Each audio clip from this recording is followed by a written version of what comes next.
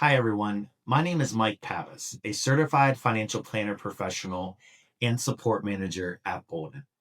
Today, I want to discuss the interpretation of a score that gets a lot of attention from our users and plays a key role in your retirement planning, your retirement chance of success. It might look like a test score, but it's not about passing or failing. It's all about planning for flexibility. Whether you are years away from retirement or already enjoying it, understanding this score helps you make smarter, more confident decisions about your future. Retirement chance of success comes from Boldin's Monte Carlo analysis. It runs 1,000 simulations, each representing a different market scenario, some strong, some weak, and everything in between. At the end of each simulation, Boldin checks where your savings lands. If your plan ends with at least $0, it counts as a success. So if 900 out of 1,000 scenarios ends up with $0 or more, you have a 90% chance of success. But here's the important part. This isn't a prediction. It's about helping you understand how your plan holds up under different possible future scenarios. So what does success really mean in this context? If your plan has a 70% chance of success, does that mean there's a 30% chance of total failure? Not at all. Instead, think of this percentage as a measure of flexibility. For example, a 60% success score could mean a 40% chance that you'll need to adjust your plan down the road, maybe by cutting back on travel for a couple years or skipping a cost of living increase on your spending for a while during a market downturn. If you're open to those types of adjustments in your planning, your plan can very well still be on track. Your ideal success rate depends on your goals. A 99% success rate might sound great, but it could mean you're being too cautious, maybe saving more than you need, or underspending on things that matter to you. It's important to think about your goals. Ask yourself, do you want to maximize spending in retirement? Do you plan to leave a legacy for your family? Are your expenses mostly essential, like housing and groceries, or discretionary, like travel?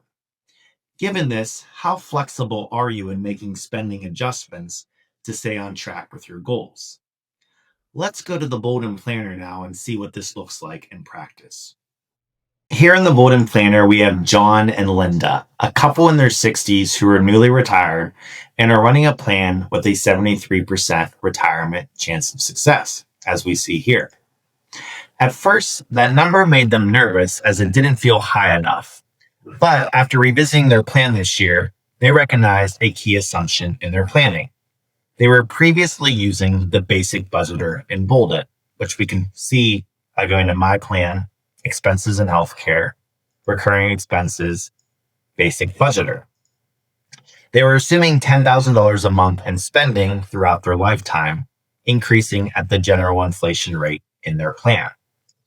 It had been a while since they had revisited their spending, and they had read that spending in retirement may not look as linear as they have currently set in their plan. With that in mind, John and Linda took a few smart actions. They started using Boldin's detailed budgeter, which can be found here by toggling over to the detailed budgeter.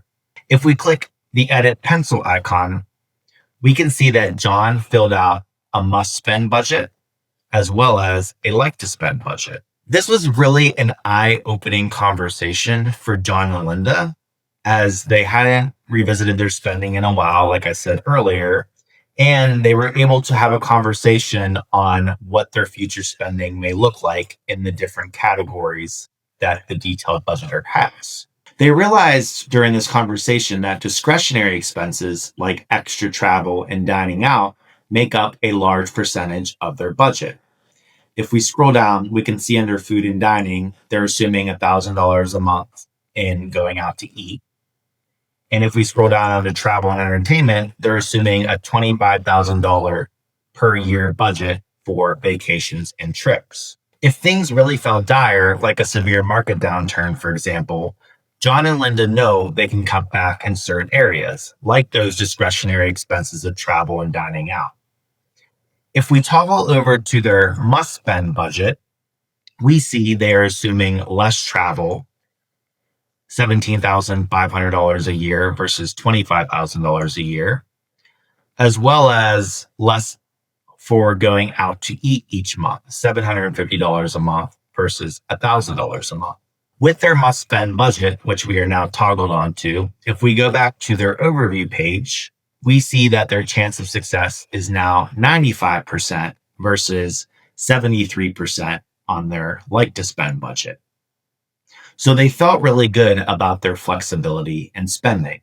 Also, if we go back to their detailed budgeter, we see that John and Linda are assuming all of their spending will last throughout their lifetime for most categories here. They realize they can also lower spending expectations in later retirement years if needed, where they are likely to travel less, for example, versus their early retirement years by adding additional phases of spending. So, for example, maybe they only assume $25,000 a year in travel through 75, and then they can add another expense for travel from 75 through 85, for example, that is less than $25,000 a year. So maybe it's $20,000 a year as an example. They committed to reviewing their plan every 6 to 12 months, especially after major market shifts, where they can revisit their budget and other planning variables and reassess their chance of success. The result here, John and Linda felt comfortable keeping their current spending plan because they knew where they could flex if needed.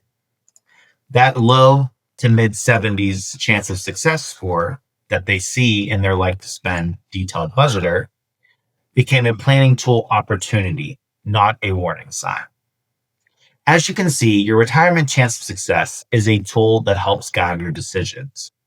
So ask yourself, are my assumptions too optimistic or too conservative? Have I separated essential from discretionary spending?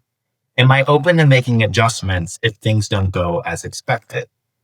The goal of financial planning is balance. It's about building the life you want while staying adaptable as life changes.